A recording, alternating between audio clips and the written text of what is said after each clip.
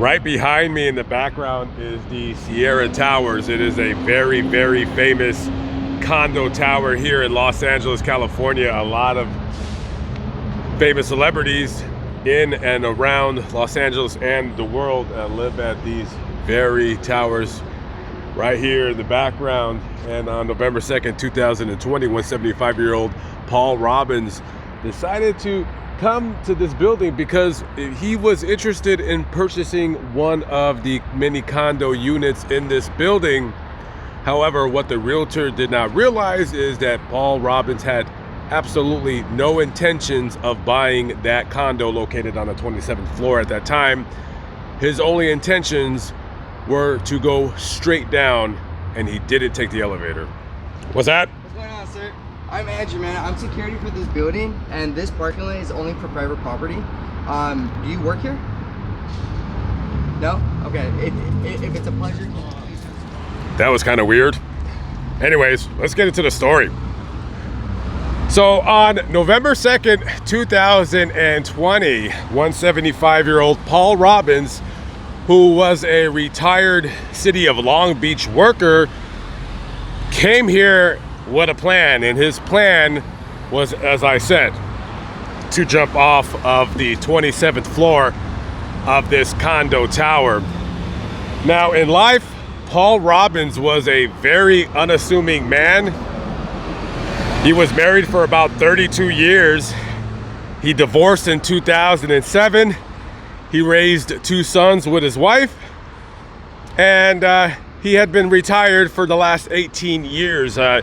One of his neighbors in the building where he lived at here in Hollywood said that he was a very nice guy. She might have thought that possibly he was lonely. Sometimes when they would just run into each other in the courtyard, they would stand and talk, sometimes for up to a couple hours. He was always very neatly dressed, carried himself well, was a very nice guy. A lot of people, his friends, family, neighbors, very surprised on what he did to himself and the dramatic fashion in which he did it.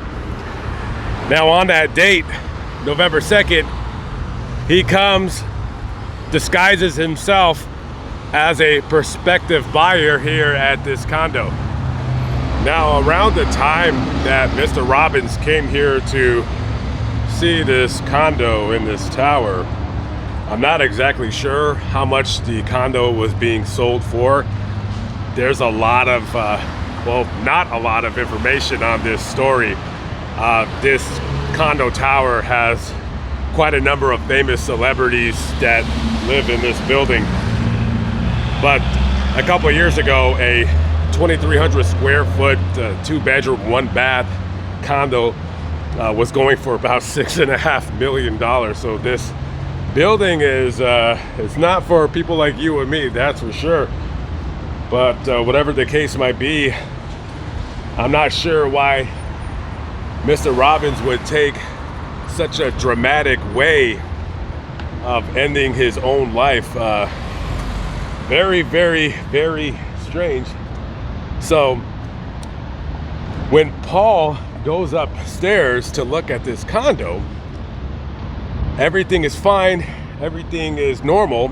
And then, as you can see in the background up there, there's many, many balconies. And on the 27th floor of this tower, he goes onto the balcony and he proceeds to kind of make his way over the railing. And the real estate guy is like, yo, wait a minute, what are you doing? What are you doing? And he basically said, I made up my mind. I'm gonna do it. I'm gonna jump. You're not gonna be able to stop me. Now, can you imagine being up that high on the 27th floor and you're staring down to oblivion? I mean, not at all giving him any kind of credit, because I don't think that is the way you should end things.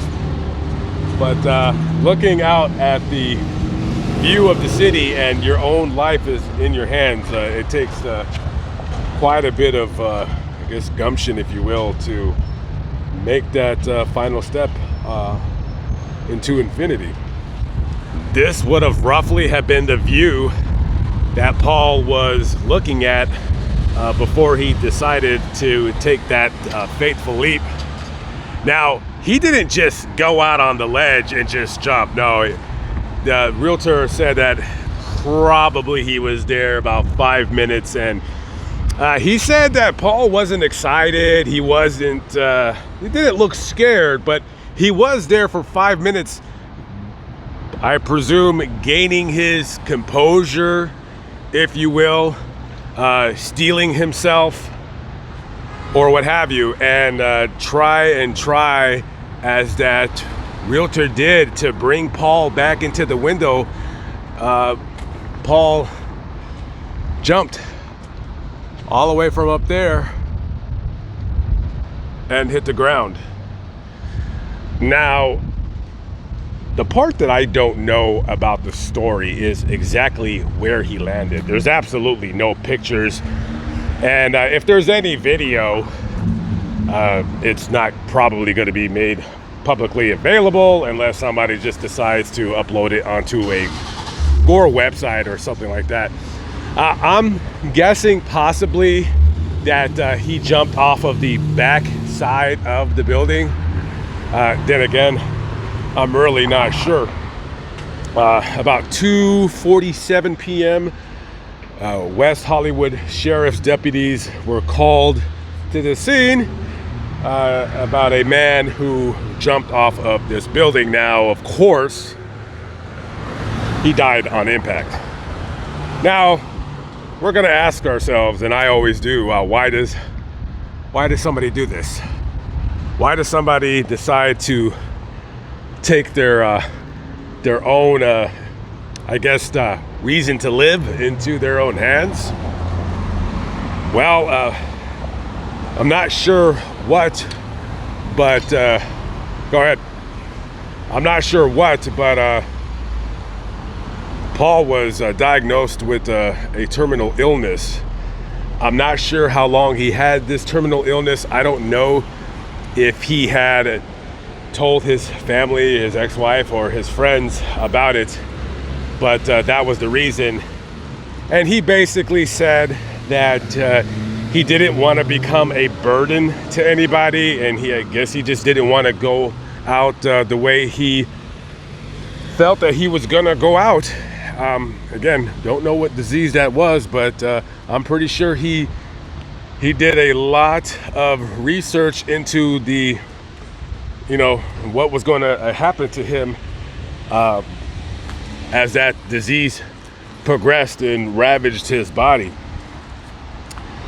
Now, I said earlier in the video that this building is very well known in West Hollywood, and a lot of celebrities live in this building. At the time he was alive, Sidney Poitier lived in this building. Elton John still owns a condo here in this building.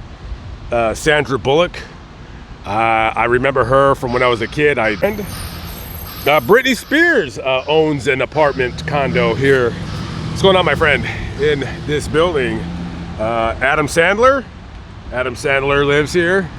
He calls this place home when he comes to LA to do whatever it is that he does. Cher famously bought 2 condos and turned them into a 2-story condo. I believe she still owns that condo. And when you're worth $300 million, which I'm just guessing off the top of my head, when you're worth that kind of money, you can do all kinds of things, and it must be fantastic. And of course, Kelly Osbourne, famous for simply being a child of rock star legend Ozzy Osbourne.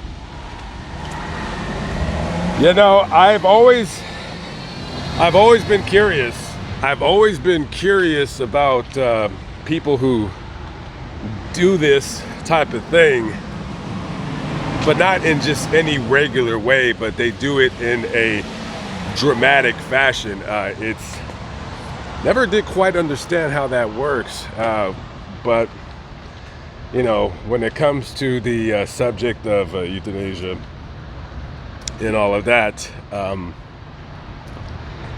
you know, sometimes you feel like there's no way out, and you know, there is help available. However, you know, I always felt that if people are gonna do it, they're gonna do it regardless of if you put a phone number up with any prerequisite numbers for people that need to just talk to somebody. Sometimes they just need to talk to somebody. That's all, you know. Sometimes you feel alone. Sometimes you feel like you're the only person in the world. But you know, I tell everybody, before you make that decision, you know, clearly think about the ramifications, because at the end of the day, you know, none of us really know what's going to happen. Really, none of us know what's going to take place after the curtain's called, lights out. We don't know. So, you know, I always say, live your life to the best of your abilities. Be as good a person as you can be, and you know, just think about it, because you know, there is no, you know, once you do that, there is no tomorrow. And for one, Paul Robbins, that was it. That was absolutely it. Asking if I could help you. Yeah, you want to do an interview? No, we do not. No interviews and no press. Well, I didn't ask you for any help, but Sure. since you offered, I wouldn't mind doing an interview with you. No interviews, sir. Okay. All right, very good. Is there anything I can help you with? Yeah, you know, I have absolutely no problem with you taking pictures as long as you're... I was taking video. Sure. Just as long as we're not blocking the sidewalk, coming onto the property. Well, Say sidewalk. we definitely were not blocking the sidewalk, because during my video, Right. I constantly moved. I moved on this sidewalk. I moved across the street, and I'm not currently blocking the driveway right now. The sidewalk is not your property. As far as I know, I'm on public property, so there should be no reason why you needed to ask me anything. Well, at the time, you weren't just standing... I was walking, actually. I wasn't standing at one place too long. It's all on video, so it'll be uploaded on YouTube, so you can kind of review the video for your own personal enjoyment. All right, very good. Is there anything else that you need? That's it. Okay. All right, you take it easy. Have a great day. You too. Yeah. You know, I'm starting to, I know some of you guys are, you know, you're probably thinking that I'm rude or what have you. And I understand when you guys, you know, say like, oh, you're being rude to them, Lamont, and that's fine. But you guys are not with me every day, so you don't experience this on a, I don't want to say it's a constant basis, but as you've seen in the video, I wasn't blocking the driveway. I wasn't standing there. I'm not one of these guys that looks for people to jump into my video to you know, make themselves be, you know, more known on social media. I constantly kept walking, and this guy felt the need to come out, and for some unknown reason, felt that he was doing his job. Was not standing anywhere longer than 5 seconds, just showing the building. And this guy, I don't know, this guy wanted to make his presence felt on the Lamont at Large channel. I don't understand why people do these things, but you know, before I used to just stop the video and just like kind of deal with them. No more.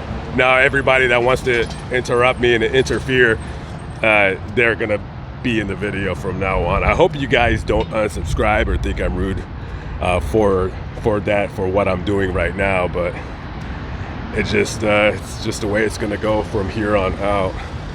But I hope I wasn't rude to that guy. I don't believe I was being rude. However, I do feel that I needed to let him know and correct him on what I was doing and all of that good stuff, because not at all did he need to approach me in any form or fashion.